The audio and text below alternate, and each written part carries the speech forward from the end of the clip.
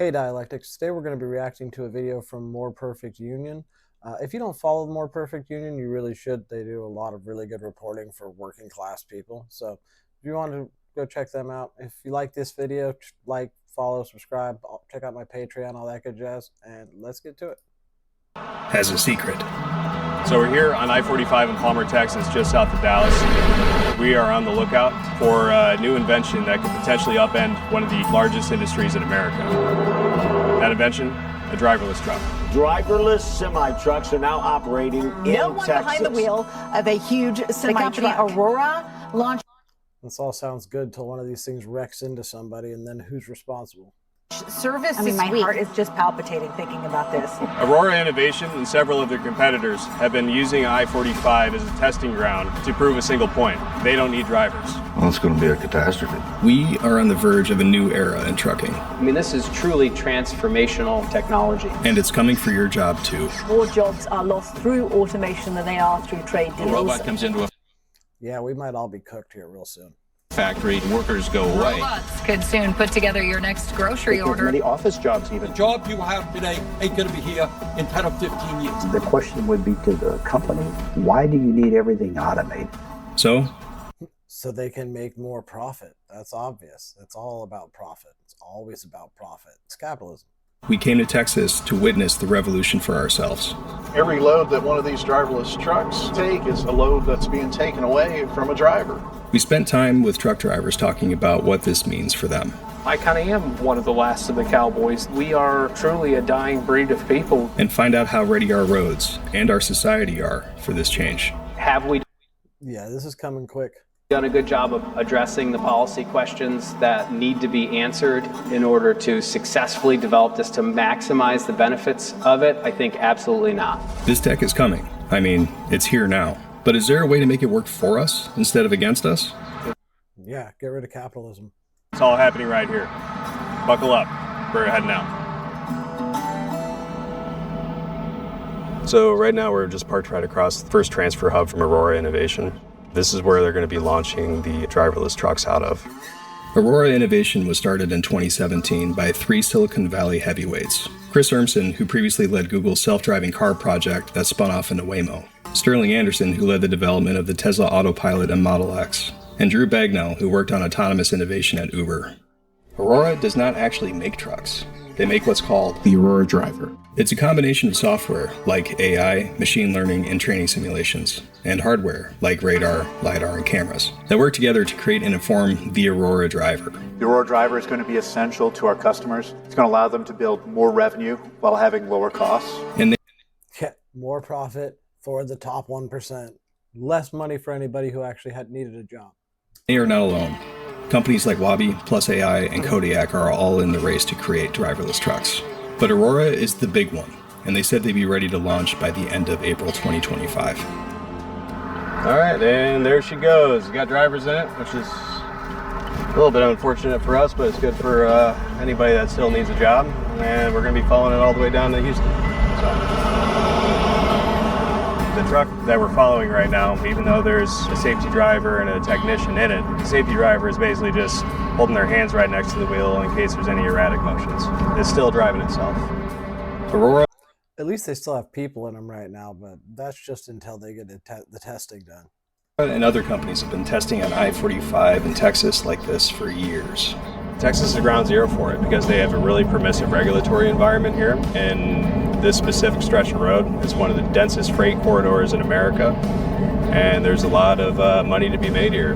And obviously, that money has to come from somewhere. Major changes to these industries will have major impact on There'll be a massive depletion of truck driving opportunities. Driving for a living is the single most common job for high school educated men in this country. So is Aurora going to have a driver in the truck of an autonomous vehicle? No, they're not. So they are going to take jobs. Robert and Chris are with the Teamsters They're going to take all the jobs if we let them. Local 988, representing truckers in Texas. Their union hall is just a few miles from Aurora's terminal in Houston. So before deregulations, truck driving was considered a very good paying middle-class job. You could raise a family on it. But that's not so true anymore. There's a trope in trucking, it was always better before. The trucking industry has changed to the point where I don't recognize it anymore. They all felt as though they were betrayed by the government for the Motor Carrier Act. We actually made a whole video on the Motor Carrier Act of 1980 and just how much it changed these jobs. And today we're looking at why truckers can't make a living. I watched that video. If you guys want me to go over that video again, I could watch it again. It was good. Like I said, you should subscribe to More Perfect Union. They're very good.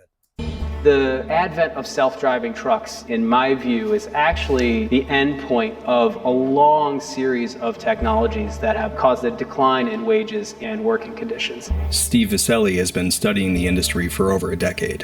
What that led to was very high turnover. And so those experienced drivers who were used to those good wages and good working conditions said, essentially, hell no, I'm not going to do that. And so this is where the driver shortage narrative comes from. A major shortage of truck drivers in the shortage US. of truck drivers. Actually, not enough truck drivers. The industry is approaching a breaking point. Now, there isn't. Yeah, because they took the benefits of the job away.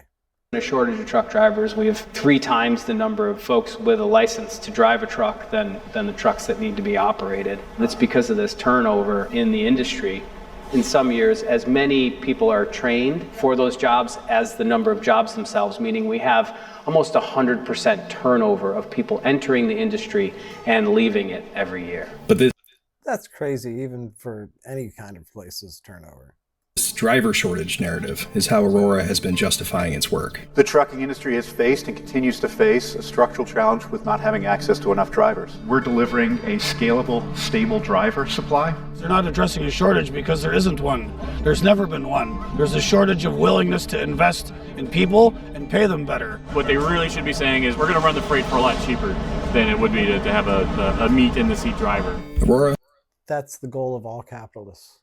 Has made some very serious claims about what their technology, the Aurora driver, can do. In the U.S. alone, 6,000 people die in accidents with trucks on our freeways. The Aurora driver can drive that number to 0. Now, they're going to guarantee that they're going to have no fatalities through any one of their driverless trucks. I'm willing to bet on that. Because there's no way they can guarantee that because they can't take into account what some other human driver on the road's going to do. As the Aurora driver has been tested without public oversight or regulation, a lot of their claims are hard to prove. The Aurora driver will change lives. One thing is clear though, this is positioned to take jobs. Human drivers are limited to 11 hours a day. The Aurora driver should be able to almost double that, if not more. There are a lot of types of trucking jobs. One of them is called line haul trucking. These are some of the best jobs in trucking. These are over-the-road drivers moving from motor carrier terminal to motor carrier terminal. That's essentially what Aurora is hoping to prove it can do with the Dallas to Houston route. They've been running that same route for years now. And so that's really how it's going to roll out for these better jobs, is those ones that go along a particular lane, right, between an origin and destination, those are going to be the ones that get automated next. There's a little bit of feeling of accomplishment of getting done purpose. That's really true. The last places that's going to be automated is like the truck that does the last stop delivery, like actually goes into towns. But like on the highways, that's coming fast.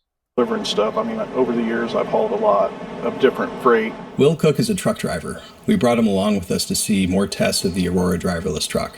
So Chris Urmson told investors, I very much look forward to the day when every truck here on I-45 is driven by Aurora. What's your thoughts on that? I mean, where's all these people going to go to work? I mean, look how many trucks we're passing right now. Where are these people going to go to work? Aurora and their partners, though, claim all of this is actually good for drivers.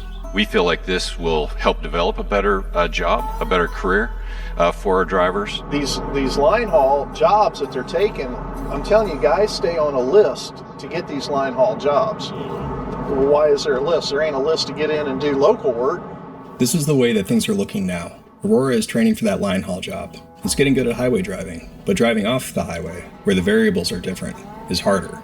So a human driver on either side of the Aurora driver's journey will do what is called the first and last mile. Those jobs.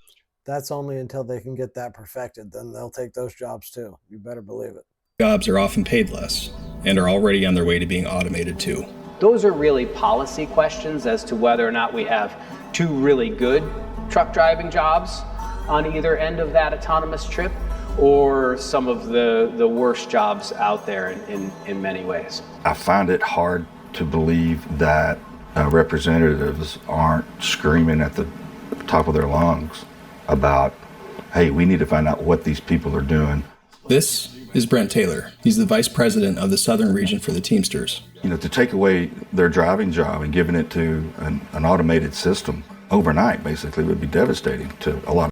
The really saddest thing about this is we should all be excited about automation because it should make humanity's life easier, but instead it's just going to make 1% of the population rich while a bunch of people starve because they don't have any money.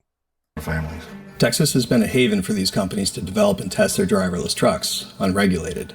But a new bill in Texas legislature is hoping to stop that. But at the end of the day, we need human oversight in these vehicles. HB 4402 requires a human operator to be physically present in any automated commercial vehicle, which could mean protecting jobs, at least in the short term. And these companies are lying to the general public, saying, it's going to create jobs.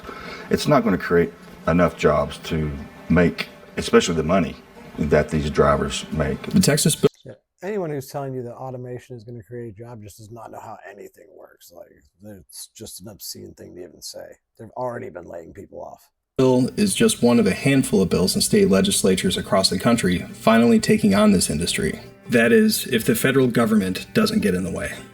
Big corp trying to save money, and I get that. I'm not anti-corporation, but at some point we're going to have to start looking at this and deciding how our country's going to address it when it comes to jobs. And that's the problem. All these people who are like, I'm not anti-corporation, because they've been so brainwashed by capitalism to believe that this is the only way to do things.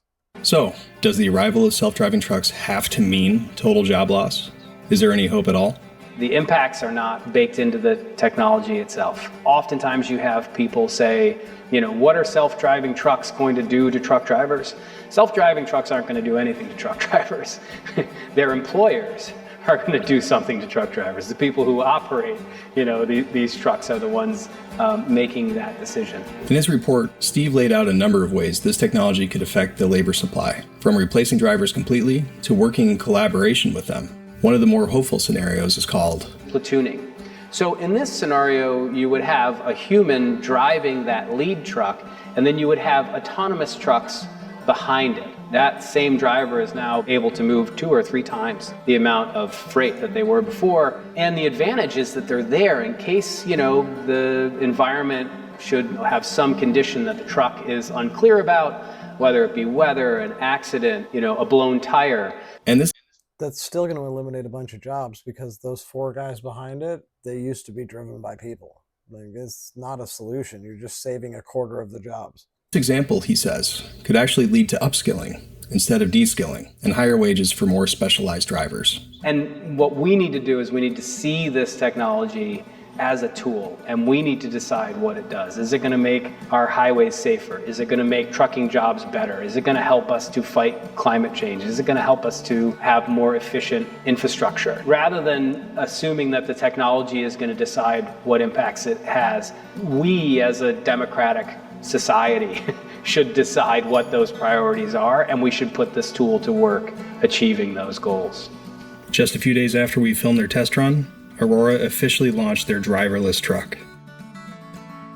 And a few days later, they put a human back in the cab. And the next steps for Aurora are obvious. They want to expand through the Sun Belt and other states with lax regulations. They want to expand to local delivery and passenger vehicles. They want to dominate the market. Of course they do. That's all capitalists ever want to do. At this market, and we just see it as Aurora's to lose. This isn't the first time that a radical new technology reshaped the labor market. In the Industrial Revolution, machines powered by steam and coal transformed society, often at the expense of workers. Today's drivers are much like the folk heroes of the early 20th century, figures from songs and legends like John Henry. John Henry was the best steel driver, who represented the struggle of workers fighting to prove their value against these new machines. And then here comes a man with a steam drill. The legend speaks of this race taking place between John Henry and the machine.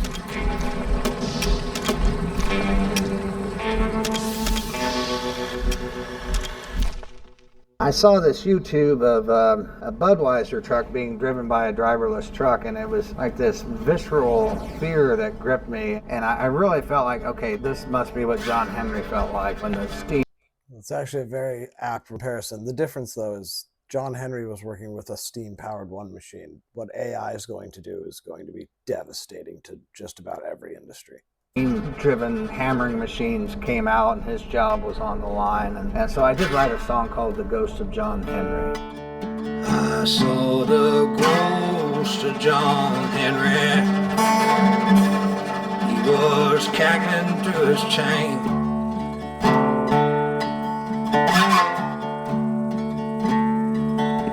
He said, you may beat the machine one time, they're gonna kill you just the same.